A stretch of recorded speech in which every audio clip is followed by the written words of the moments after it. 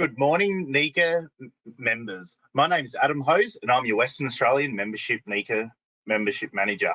I welcome you to the NECA's webinar on Changing and Closing Loopholes Bills Part Act 2. Today we're joined by Lisa Carey, NECA's Senior Legal Associate, and Jenny Ramble, NECA's WA Solicitor, who will guide us through the latest changes in workplace relation landscapes. If we could please hold any questions until the end of the presentation, where Lisa will address any questions or concerns you may have. So let's get started.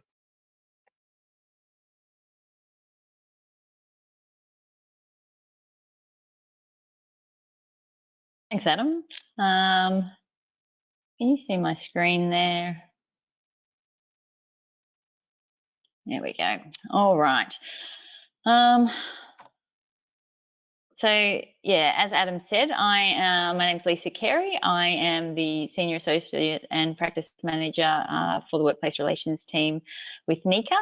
I hope you have had a lot of sleep last night because you may need it. Although it's very necessary, it is a very dry presentation because there is a lot of stuff going on in the employment law and industrial relations space.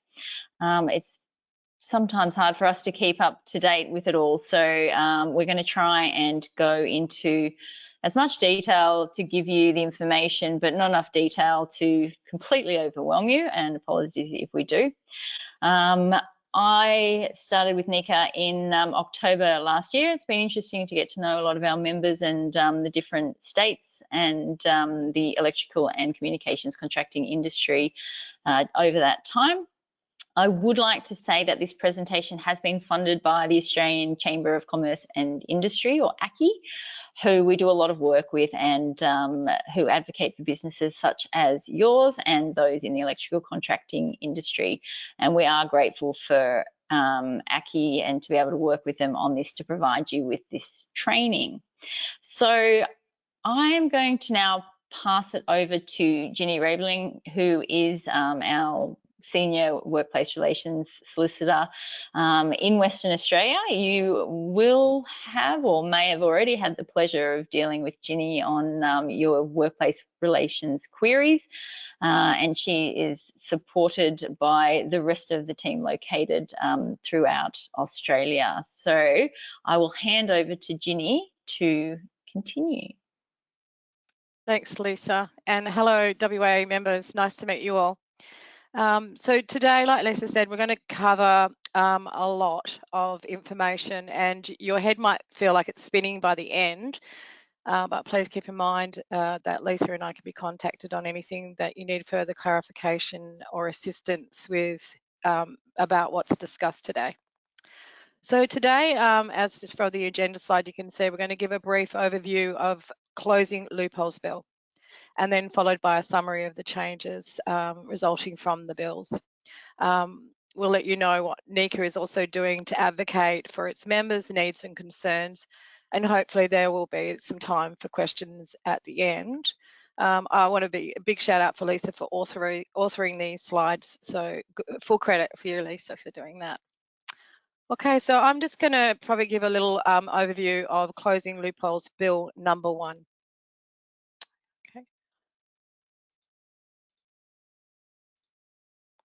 So as many of you know, the Fair Work Legislation Amendment Closing Loopholes Bill 2023 was introduced to Parliament on the 4th of September 2023. It reviewed the proposed additional 278 pages to the Fair Work Act.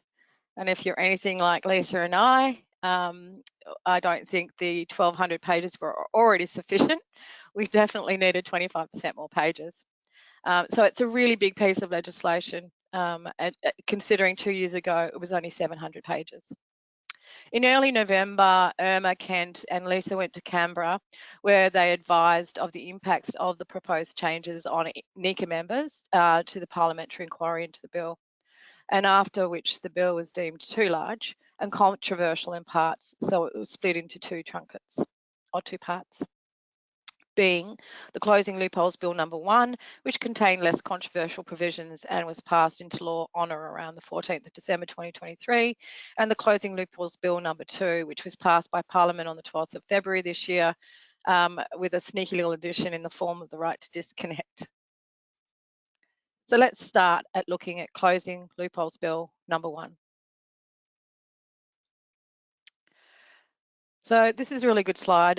It gives a timeline of some of the changes we've already seen and some changes still yet to come from the Closing Loophole Bill number 1.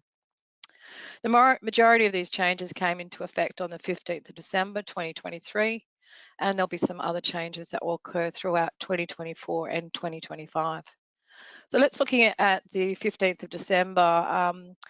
Some of these changes were the workplace delegates' rights, the family and domestic violence protection, small business redundancy exemption, union right of entry to assist workplace health and safety representatives, labour hire orders, protection action ballot, workers' compensation claims for first responders experiencing PTSD.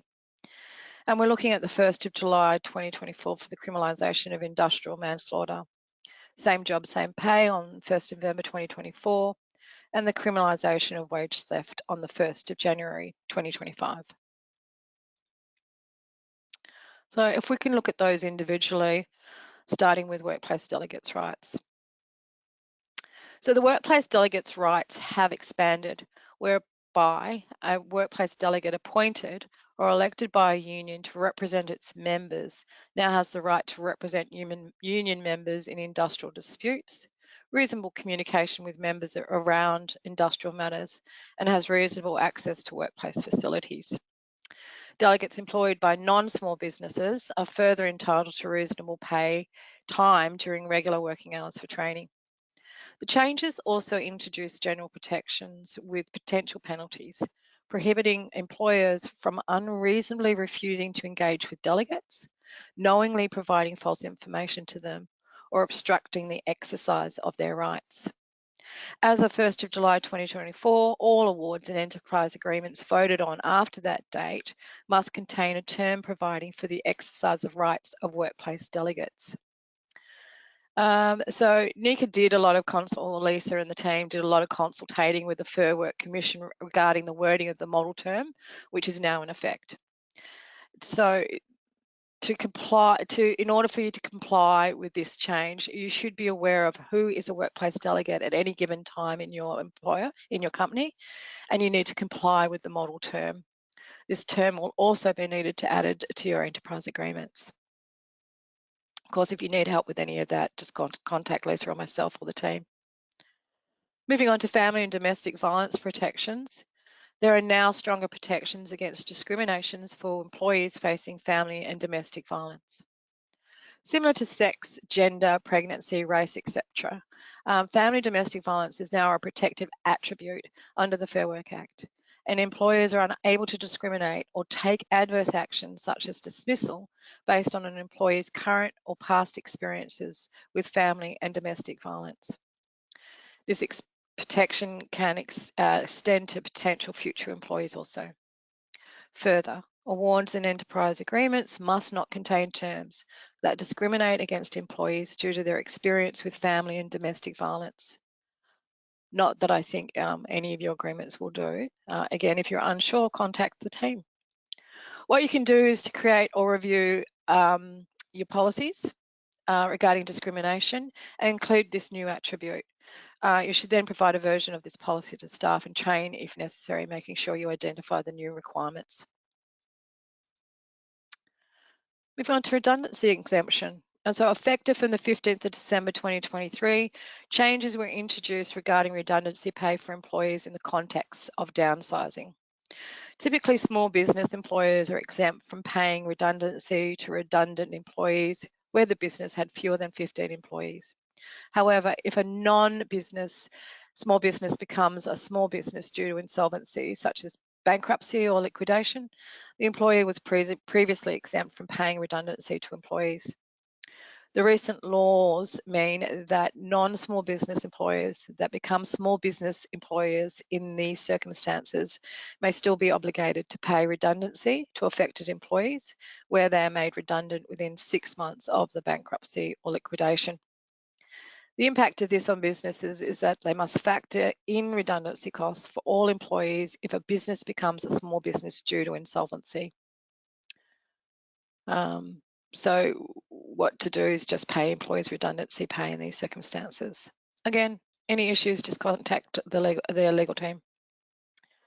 Right of entry to assist work health and safety reps, which is work health and safety representatives. The laws are such that from the 15th of December 2023, union officials can enter a premise to assist a health and safety representative without requiring a union right of entry permit. This means now that there are no checks and balances on who can enter a work site without a permit. Consequently, businesses have limited recourse to influence their behaviour while on site.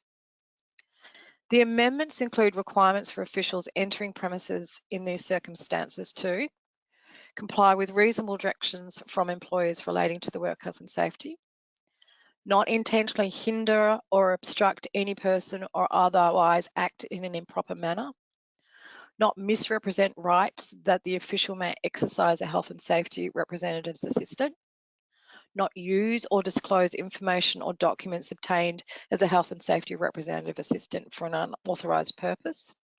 Further, in these circumstances, the amendments will impose requirements on other persons, such as employees and occupiers, to not refuse or unduly delay entry onto the premises by an official, and not intentionally hinder or obstruct an official who is assisting a health and safety representative. You need to update your policies and procedures around right of entry and train your staff on these new changes. You should stay up to date with the right of entry requirements and enforce them where legal and necessary. Labour hire orders. It's a lot to take in, like Lisa said in the beginning. So I hope you can understand everything. But again, like we said, ring us if you need further clarification. So again, effective from the 15th of December 2023, new rules for labour hire workers have been introduced with regard to same job, same pay. The changes allow employers, unions and host employers to apply to the Commission for an order that labour hire employees must be paid at least what they would receive under a host employment enterprise agreement. The Commission can only make an order if satisfied the host's enterprise agreement would apply to the labour hire worker if they were directly employed and were a valid exemption, and where an invalid exemption doesn't apply. The exemptions include where it is not fair and reasonable in all of the circumstances to do so. The Commission will have regard to submissions in this respect. For example, where the host employment instrument is of limited application, the history of industrial arrangements between the employer and regulated host, whether they are related body corporates or in a common enterprise. Also, where the arrangement is for a service rather than a supply of labour to a host employer.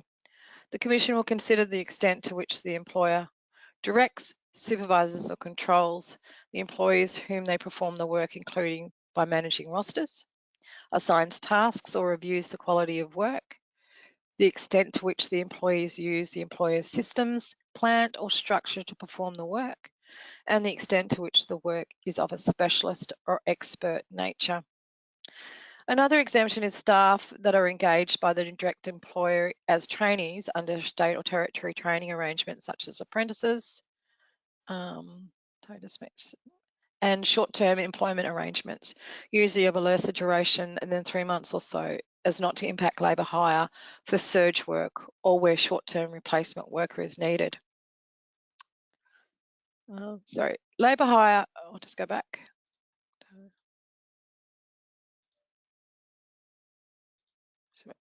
I went too far. Labour hire employees covered by an order of the Commission will be entitled to be paid at least what they would receive under the host's enterprise agreement or equivalent public sector determination. The changes do not impact the wages of host employees or labour hire employee.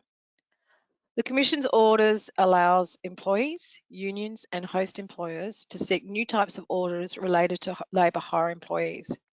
These orders mandate that employers must pay their employees that are working for host employers at least the same rate as specified in the host employer's enterprise agreement or equivalent employment instrument. Host employers, under certain circumstances, are obliged to notify and apply for variations with the Commission. Exemptions to these orders include situations deemed unfair, services other than labour hire supply such as specialist contracts, and cases involving small business employers. Disputes can be escalated to the Commission and penalties apply for non-compliance, including prohibitions on arrangements hindering or avoiding the Commission's orders.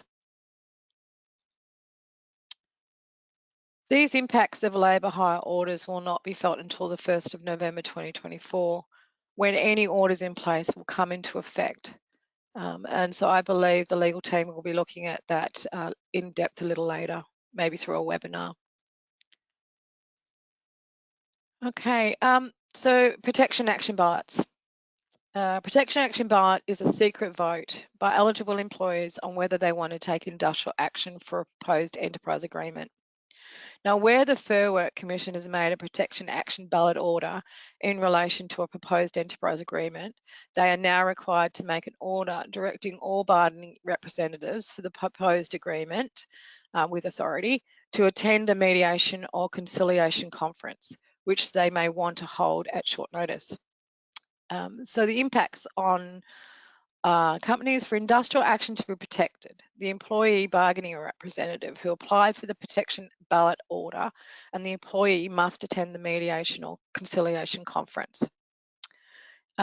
It is advisable to resolve the issue before it gets to an application of a PARBO, but if that's not possible, you need to make yourself available for the mediation or the conference that is mandatory now on application of a PARBO. So what are the changes concerning the Closing Loophole Bill number 1? Well, further on from the 15th of December 2023, the following also reforms came into effect. The Comcare workers' compensation claims process was streamlined for certain first responders who sustained post-traumatic stress disorder, which shouldn't impact this group too much. And the functions of the Asbestos Safety and Eradication Agency was expanded to include silica. This presentation won't go into further around those matters. Okay, now I'm going to hand over back to Lisa to continue on with the end of the Closing Loophole Bill number 1. Thanks, it's been a pleasure. Thanks, Ginny. Very appreciative of her doing that part. I threw her in the deep end at short notice and she did wonderfully well. So thank you for that. I will continue on with industrial manslaughter, which is obviously an interesting topic for some. Basically, industrial manslaughter, penalties including incarceration in relation to industrial manslaughter, are currently dealt with at the state or territory level in either the relevant workplace health and safety legislation or the criminal code. From July, sorry, I'm trying to get my picture off there so I'm not seeing myself. From July 1, the Commonwealth Work Health and Safety Act 2011 will be amended to introduce a new criminal offence for industrial manslaughter and significantly increasing penalties for other offences, such as Category 1 offences. An industrial manslaughter offence for the Commonwealth Work Health and Safety jurisdiction provides for penalties of $18 million for a body corporate and 20 years imprisonment for an individual. If you are in a state or territory that already has this criminalised, not a lot will change, but it will be now incorporated into that federal legislation, and it will impact officers if it doesn't already. Now, under the Work Health and Safety Act, an officer is a person who makes or participates in making decisions that affect the whole or a substantial part of the business or undertaking. So it's important to know in your business who is who's an officer, because they may have personal liability in certain circumstances where there is a breach or a deficiency in workplace health and safety procedures, and if an offence is committed. So there will also be significant increases to the Category 1 offence penalties. Now, the Category 1 offences are those sort of more serious offences, and these are from 1 July, $15 million for a body corporate, $3 million for officers, up to 1.5 million and or 15 years imprisonment for any individual who commits an offence. So definitely something to be mindful of and to be aware of.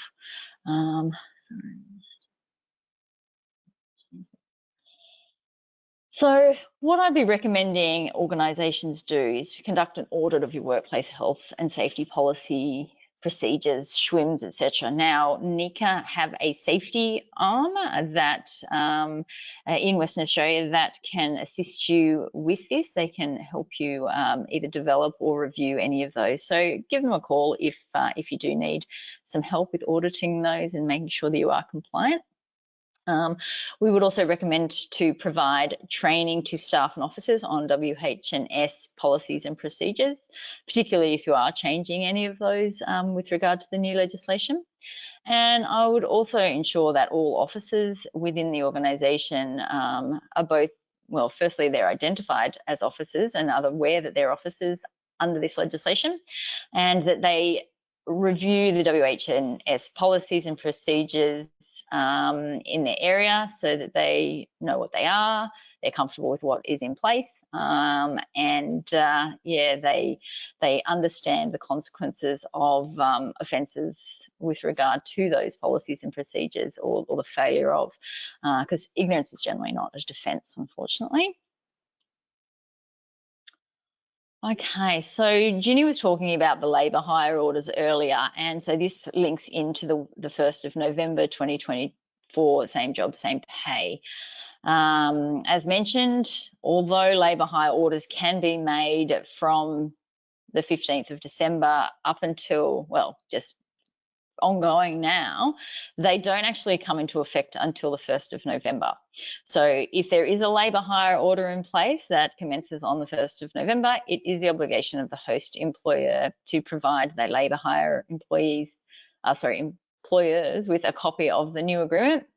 And the impacts of this will be that there will be an increase in the cost of labour hire employees and increased obligations when signing an enterprise agreement. So what to do? Again, we recommend reviewing your contracts and your use of labour hire going forward. You may like to consider utilising fixed term contracts if your enterprise agreement allows for it, specifically for periods greater than 3 months. As that was an exception. You might like to keep track of any labour hire orders that are made by the Commission between now and the 1st of November, so you know what you actually have to comply with as of that date. And start thinking about amending contracts with labour hire companies to ensure that they are paying staff at your enterprise agreement rates if there is an order in place. One other thing, if you do a lot of quoting or tendering, you might like to consider the increased project costs when tendering or costing a project that involves labour hire workers. Okay, so that's the end of the Closing Loopholes Bill number 1. So I will move on to the Closing Loopholes Bill number 2. Again, here's another slide with just an overview of the changes and the timeline around that. Under the Closing Loopholes Bill number 2, changes will be there's some changes to enterprise bargaining, changes to amalgamation rules, changes to the defence for sham contracting. There are increased penalties for breaches of workplace law. From 1 July 2024, there is a right of entry for suspected underpayments. 26th of August is when a lot of these things come into play, because it's 6 months after the ratification of the bill. And what it will include is a new definition of casual employee, changes to the casual conversion pathway, changes to the employee and contractor test. There will be a right to disconnect for employees, the increased penalties for breaches of workplace law as well, and changes to how unfair contract terms can be disputed, as well as a new right for unions to enter to investigate underpayments. There are also other changes. I haven't gone into, believe it or not, I haven't gone into every single one of the changes, put the ones that are more relevant to you, but there are changes around gig workers and road transport workers. I don't think that's necessarily relevant. If it is, again, contact Ginny or myself or the team, and we can assist you there. So changes in enterprise bargaining. The new laws now allow that multiple employers who are franchisees of the same franchisor or related body corporate of the same franchisor can access a single enterprise stream in the enterprise bargaining framework if they want to. Now, there will be new rules allowing the transition from a single interest employer agreement or supported bargaining agreement to a single enterprise agreement also, but I won't go into a lot of detail on that. And there are changes to intractable bargaining determinations, where an intractable bargaining determination is basically where a commission decides on the terms and conditions of employment that couldn't be agreed by the bargaining representatives. The terms in these determinations can't be less favourable to employees than the same or similar terms in the existing enterprise agreement. Now, there have been a number of cases on this that have come out, and most recently, I think it was in the last week or two, where they have looked at what constitutes agreed terms. And Ginny has kindly drafted an excellent case note on this, and it's available on MKB, or the platform where you get all the information and contracts and templates, etc. So that case note will be there. But if you are wanting us to just send it to you directly, please contact Ginny or myself, and we can do that for you. If you do get into the position where you are in an intractable bargaining determination hearing or situation, then also please contact us and we can give you some advice and some guidance on that. So amalgamation rules. These changes to the amalgamation rules from 27th of February were, well, they acted to repeal the changes that were made to the Fair Work Registered Organisations Act in December 2020, covering demergers of amalgamated registered organisations. The new provision means that there again is the requirement for demerger applications from amalgamated registered organisations to be made within 2 to 5 years after an amalgamation has occurred. So it also should be noted that the Commission is the registered organisations regulator. Now, this will only impact registered organisations that are looking to demerger. So if you are in that situation and you want some information, obviously give us a call. Sham contracting. So we get a lot of requests for advice on sham contracting and what is an employer or employee and what's a contractor for the purposes of the law, and we do provide that advice. So if you ever need advice on that, we can give that. But just to give you a bit of a summary, there are changes now to the defence to sham contracting. Sham contracting is basically where you misrepresent employment as a contractor arrangement. And there are various reasons why people will do that: tax benefits or flexibility to terminate an employee without recourse under the Fair Work Act. Obviously, it's ideal if you do have contractors, that they are actually contractors and not sham contractors, because there are penalties involved there. So when looking at the old test, the test used to be that an employer didn't know and wasn't reckless with regards to a sham contracting arrangement. Whereas now the test is whether the employee reasonably believed it was an independent contracting arrangement. So employers who have incorrectly classified an employee as an independent contractor may be penalised for sham contracting unless they can use this new defence. Unfortunately, the defence is harder to establish because businesses must prove that their belief in the contractor-principal relationship was reasonable at the time of the representation.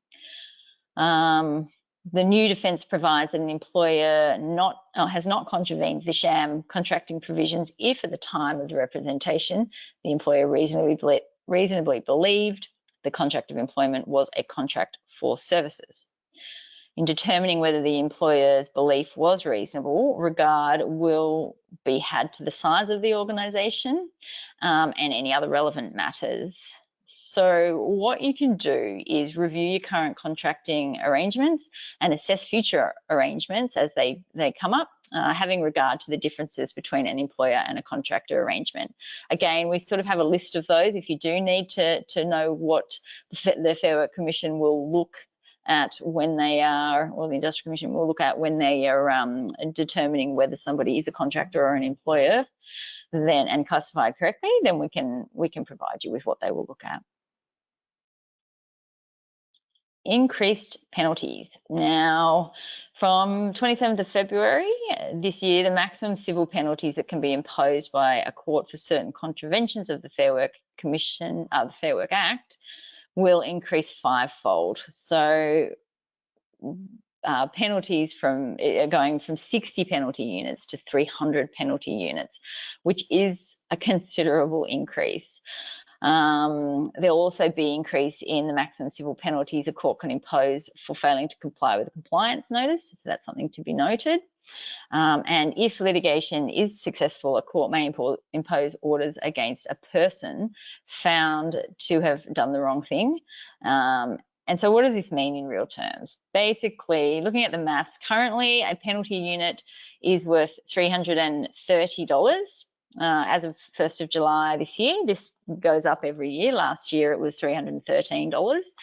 And that change or that penalty unit amount means that the court can order a payment for a breach of up to $19,800 per contravention for an individual and $99,000 per contravention for an organisation, which is quite significant. So a serious convention is when the person or business knew they were contravening an obligation under workplace laws and the contravention was part of a systemic pattern of conduct affecting one or more people.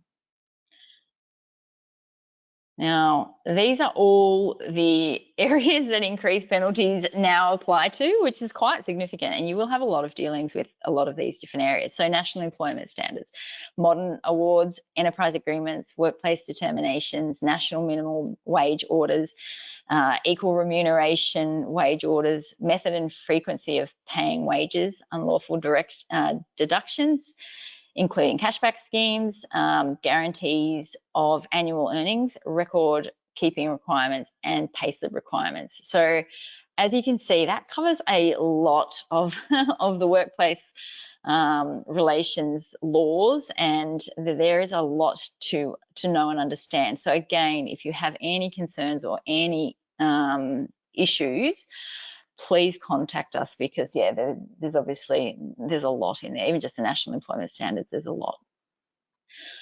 Right, of entry for underpayments. Okay, so from 1 July 2024, a registered organisation such as a union is able to get an exemption certificate from the Commission to waive the 24 hours notice requirement if they reasonably suspect a member of their organisation has been or is being underpaid wages or other monetary entitlements. Now, this only applies where the Fair Work Commission is satisfied that advance notice would interfere with the investigation. So if they have information that you have or could be, I don't know, destroying documents or shredding documents or getting rid of evidence or doing something that could hinder an investigation, then they will approve that. There will also be new powers for the Commission to impose conditions on entry permits and exemption certificates as well. Now, the impacts of this on your business is that union officials can enter your premises without notice. Obviously, they still need to have that permit, but they can enter on this basis if there is that suspected underpayments without you knowing about it prior. Now, the other thing is that you will not be given an opportunity to make any submissions to the Commission on this with regard to this prior to them approving the exemption certificate. So the first you will hear about it is when the union is knocking on your door and with their right of entry exemption certificate. So what to do? So we recommend that you make sure you're paying everybody correctly. Make sure you're up to date with the new wages. We have wage bulletins that have come into effect from the 1st of July. So if you haven't updated your wages and you are paying under the award in particular, or if you are paying under an enterprise agreement and you've increased the annual amount by the award percentage, or you're sort of borderline, you want to make sure that your wages are aligned with the current minimums at a minimum. And the other thing is to audit your payroll, make sure that, yeah, you're paying people correctly, the correct amounts, allowances, or at least up to that minimum. Now, NECA, we do offer a free audit for your payroll. So if you're interested in that, then get hold of Ginny or myself or someone in the team, and we can talk you through what that means. But it's a good way to get some peace of mind and make sure you're doing things okay, particularly given this and the future wage theft legislation that's coming in as well. Okay. Now, what to do around the increased penalties? So I've sort of kind of touched on that, but basically when I'm advising members or clients of what to do, it always reminds me of this clip from Liar Liar. I love this movie. I apologise, there will be a swear word here, but what can you do?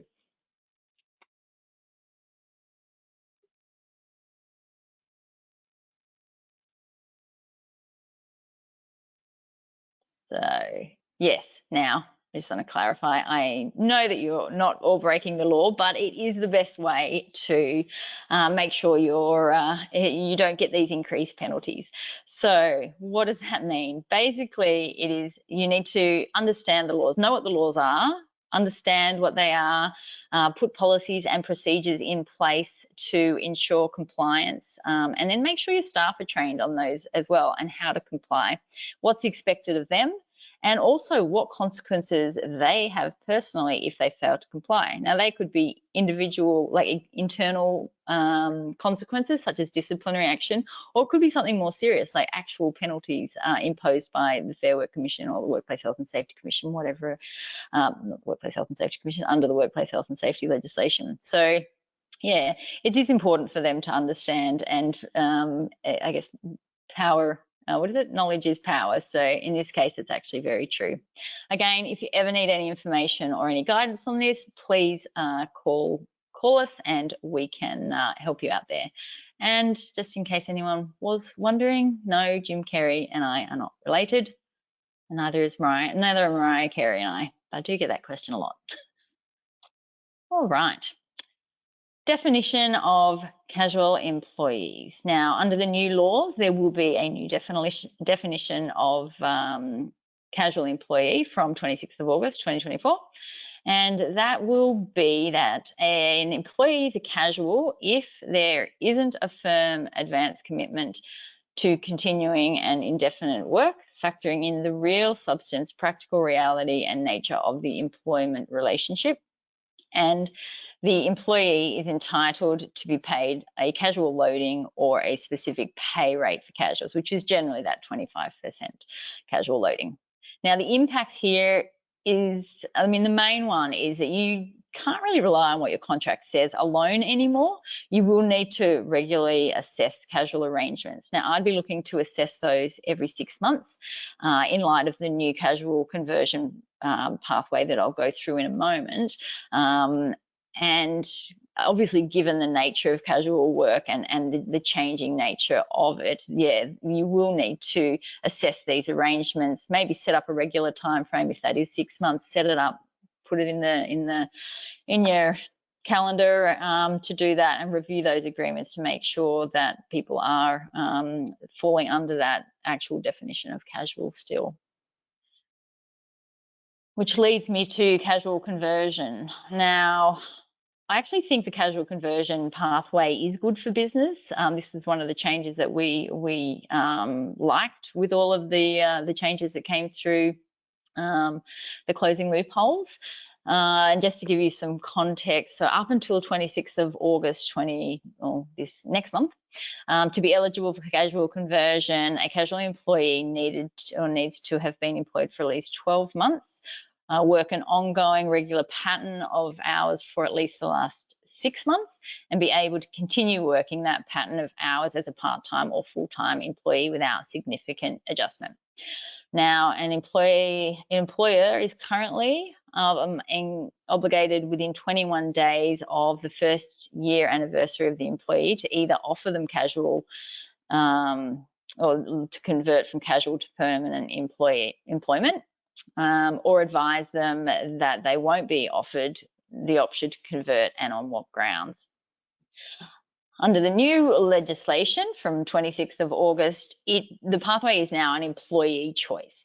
So casual conversion will be on the onus of the employee to request the change to their employment status after 6 months, or 12 months for small businesses, by notifying their employer that they believe that they no longer meet the definition of a casual employee. And if the employer accepts that notification, then the employee's status will change from casual to permanent. However, it should be noted that under this new pathway, the employer still can refuse the employee's request or notification on fair and reasonable grounds. Now, some of those fair and reasonable grounds are that the employer believes the employee is correctly classified as a casual employee. There are fair and reasonable operational grounds for not accepting the notification. So again, that might be, okay, well, this person's been hired as casual to fulfill the need. I don't know, you might have a person missing, you might have a project that has a finite date, something like that. You can then refuse it on the basis of that casual person may not even be required in 6 months' time. So there's no point putting them on permanent. Another reason is that a change of employment status would not comply with the recruitment or selection process required by a federal, state or territory law. Now, if as an employer you don't accept the request or notification by an employee to convert to permanent employment, you must advise them that you don't accept it and on what grounds. So it would be one of those grounds that I've just discussed. And disputes about casual conversion will be dealt with by the Commission. Okay, definition of employer and employee. The Fair Work Act will include new statutory definitions of employer and employee, where the real substance, practical reality and true nature of the relationship is considered when determining whether an employee is a contractor or an employee. Now, this saddens me greatly. Some of you may remember back to the prior to the WorkPac versus Rosado decision in 2021 and the personnel contracting versus and JAMSEC in 2022. the mess that was created by having to assess the nature of the relationship by using a multi-factor test when determining whether a relationship was an employment or contractor. Even the Fair Work Commission didn't seem to be able to agree on a consistent approach, and it was difficult for employers to be able to, with any confidence, categorise an employee. And it was difficult for employment lawyers to advise on this as well, because it was kind of like, we'll just give it a crack and see how you go. But the High Court did make a ruling on this, and I thought it was sensible. Most of my colleagues thought it was very sensible, and basically what it was that you would go by what the contract says. If the contract says it was an independent contractor arrangement, then that's what it was. It was much easier and quicker, but unfortunately now the law that is coming into play on 26th of August has legislated the confusion by reinstating the requirement that the substance and true nature of the relationship is to be looked at in conjunction with the agreement, thus reverting us back to that need for the multi-factor test. Now, it should be noted that independent contractors who earn over a specified high income threshold, which hasn't yet been determined by the Fair Work Commission, may opt out of the new employee definition, whether the principal contractor has asked them to or not. The impacts of this are, again, you can't rely on what your contract says. It is going to be more difficult to categorise with any confidence a worker as a contractor, and this creates uncertainty for businesses or other organisations which have traditionally relied on non-employee workers.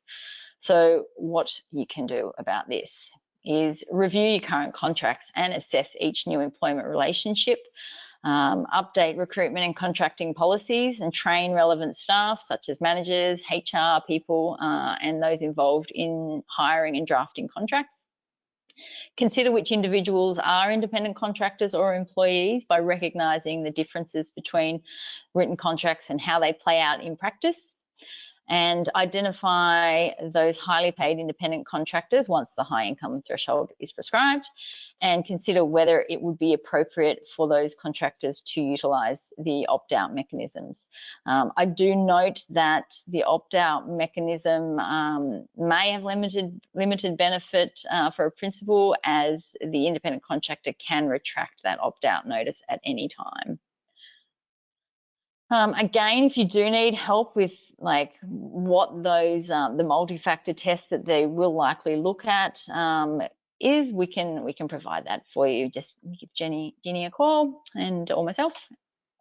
We can help there. Now, right to disconnect. You've probably all heard about the right to disconnect. It was highly topical in the media when it was passed back in February.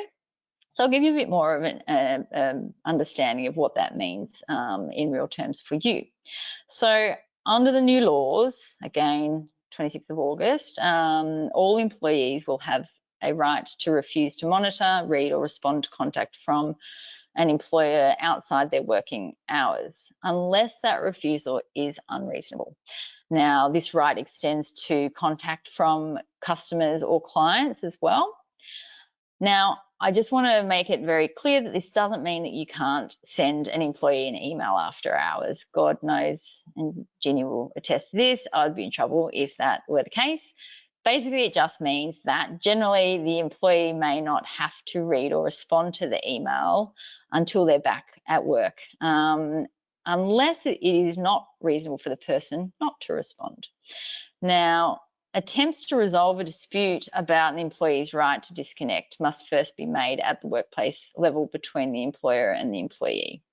So if you think a person should be contacted or able to be contacted after hours, they think they haven't responded, and then you have a discussion about this, that happens at the workplace level. If you can't resolve it, you're still at loggerheads as to what rights both parties have.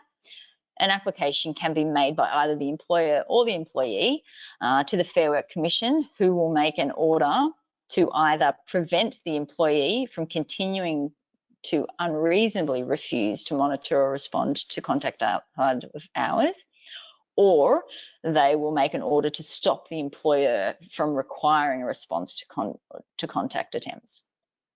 Any breach of such orders can result in civil penalties being imposed. So if there is an order in place, just need to make sure that you comply with it. In saying that, there is a bit of wiggle room on being able to request your employee to monitor and respond to after-hours contact where it is reasonable. Now, when determining whether it's reasonable or not, the following factors will be considered. So the first would be the reason for the contact. So why are you calling? Like, why couldn't it wait until they got back to work the next day? Were there financial or operational implications? Did decisions need to be made? Was time of the essence? You may like to weigh up the consequences of not contacting the person as well when looking at that. The form of contact and the level of disruption is another thing that should be considered, and an email or a text may be less disruptive than a phone call or a Teams meeting, for example. When it occurs would also need to be looked at. So are you sending an email or a text message or a phone call 5 minutes after they've left for the day, or are you calling them in between, like in the middle of their dinner or at 11 o'clock at night, and expecting them to respond there? Both are very different levels of disruption. The next one would be the extent of the employee's compensation to perform work outside of their ordinary hours. Are they paid overtime or penalty rates for any contract after hours? Do they get time in lieu? Has the compensation been expressly built into their salary or wage? Obviously, if there is some form of compensation or express provision in a contract or an award, then it may be unreasonable to refuse. The nature of the employee's role and responsibilities should also be considered. Is the person a senior manager? Do they deal with international clients or transactions? Are they paid a lot of money to be contactable at all hours? Or is the person sort of at a lower level employee that aren't paid very much, and it's unreasonable to expect them to answer calls or to answer contact after hours? That should be looked at. The employee's personal circumstances should be considered, including family and parental care and responsibilities. Do they have a family? Do they need to pick up kids from school, daycare, or support or sport after hours? And are they unable to do that if they are expected to monitor and respond to emails? And then the final one is whether or not the relevant contact is required by law or was for the reason of an emergency or genuine welfare matter. So are you checking in on them for a legitimate reason? Has there been a natural disaster in their area and you want to make sure they're okay? Something like that. So that's what you look at when determining if something is reasonable or unreasonable to respond. Now, this right to disconnect may impact communications and operations within the business, and if found in breach of the commission's order, it can result in civil penalties being imposed. Further, now that this is an entitlement to under the Fair Work Act, to discriminate or take adverse action on an employee who reasonably refuses to monitor, read and respond to communication after hours can enliven the general protections claim. So that you want to try and avoid that where possible. So how to avoid it, what to do? I would be recommending that you update your policies, your position descriptions, your job adverts, contracts, etc. I'd be incorporating the if you need the person, like reasonably need them to be able to be contacted after hours, you want to incorporate that expressly into a contract or into their position description or into the job advert if you're advertising it. And saying that, you also want to consider like compensation for this potentially, and that might be in the form of on-call, overtime, standby payments, or just incorporating it into their salary. And another thing you want to do is ensure you know employees' ordinary hours. Now, that can be difficult if you have employees that are working from home. It's a little bit of a grey area because obviously sometimes people work from home and they have that flexibility. They can go pick up their kids, or they can start earlier, or their ordinary hours are a little bit less structured perhaps. And I have spoken with we went to a hearing on this NICA did for its members a couple of weeks ago, and it's something that the Fair Work Commission will need to look at, I think, in more detail once the 26th of August has passed and they're starting to get disputes on the right to disconnect. Another thing the Fair Work Commission will do is provide guidance. Again, they're holding off until they're actually seeing how this is working in practice. So we will keep you posted on the guidance that they do provide around all of this. But until then, another thing you can do is train staff and managers on the new laws. Now, another thing we have been doing is we have been in consultation with the Fair Work Commission on what the model term will look like. So there will be a model term that will be put into the awards on 26th of August. We have the draft version and we're still consulting on the final version, which should be out in the next couple of weeks. And when we were in front of the full bench of the commission, we did advocate that we wanted to restrict the right to disconnect term in the awards to that which is in the statutory provision and not to impose any additional obligations or requirements for the employer, as was submitted by other interested parties. And we're happy to say that the commission has drafted that the term, or the draft term at least, in that manner. So we were pretty happy about that.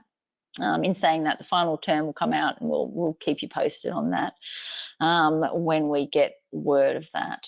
We're also preparing a training video on this topic, and again, it will be available to all members. Alternatively, if you want like actual training with your staff management team on this, then we can, or Ginny sure will be happy to provide it, or myself if you like, and that will give you more in-depth information on this if it is going to be a concern to your business.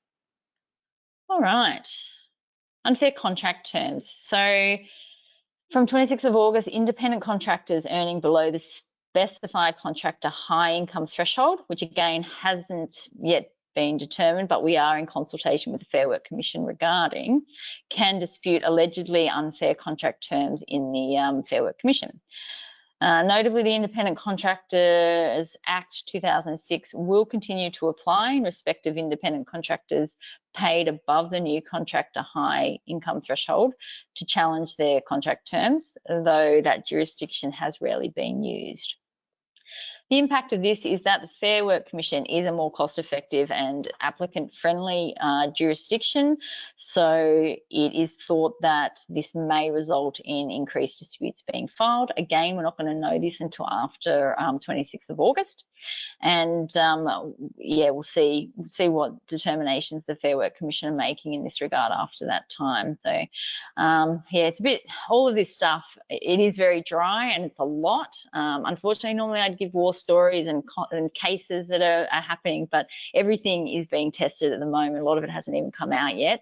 So as it sort of progresses and the Fair Work Commission are making decisions around this stuff, we'll get a bit more of an idea of how it's actually going to work. Now, what you can do with regard to unfair contract terms is to review your contract terms. We can help you do that.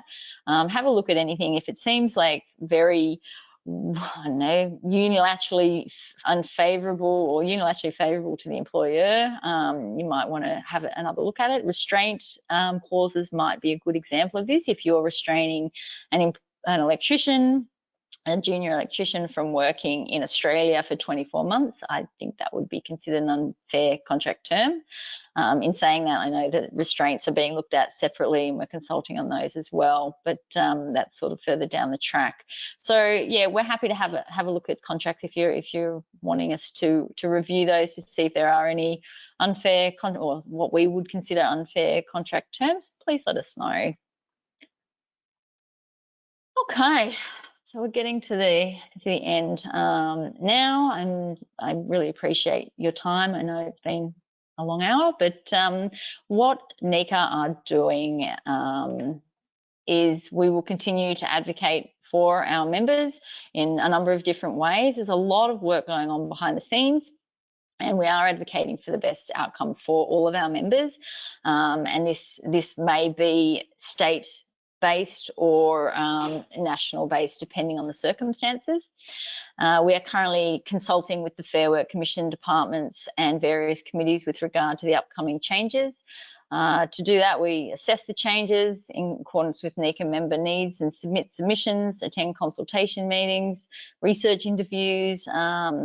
We provide provide feedback on information statements or anything that's coming out of these new changes in law. We tend to have a say in, which is great. Seems to be a bit of a full-time job lately, but it's all for the benefit of our members. We are a member of the Small Business Committee, where I meet with other employer organisations, Fair Work Commissioners, the Fair Work Ombudsman, departmental heads, etc.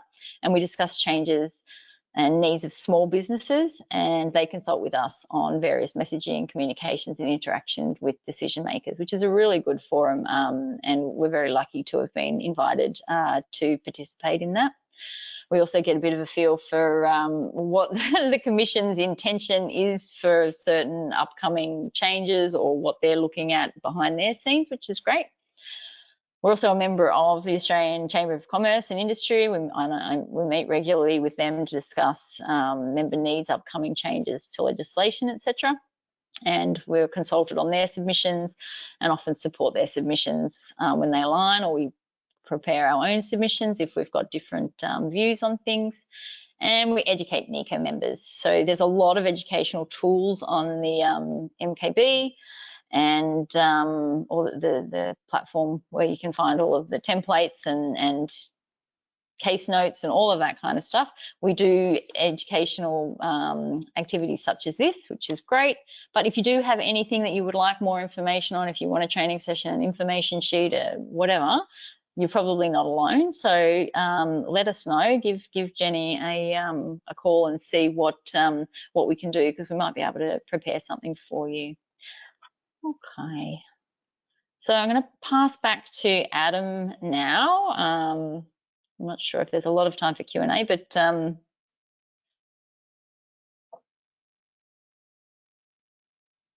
Well, thanks for that, Lisa. So, and Ginny before.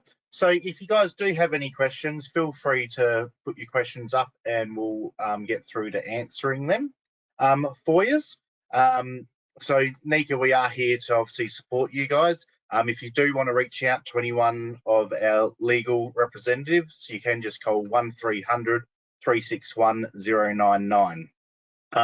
But just to let you guys know, as a NECA member, you do gain unlimited access to our in-house legal team for phone and email consultation on all your essential business matters, including award interpretations, wage entitlement inquiries, debt recovery, retention of monies, assistance with contract drafting, access to agreements, legal policies and other templates via the MKB. So for the NECA members, you're probably now hearing us using MKB compared to TKB. If you are needing your MKB access, please feel free to reach out to myself or any of our member services team on 1300 361 099, and we'll get you guys set up on that if you're not already set up on that.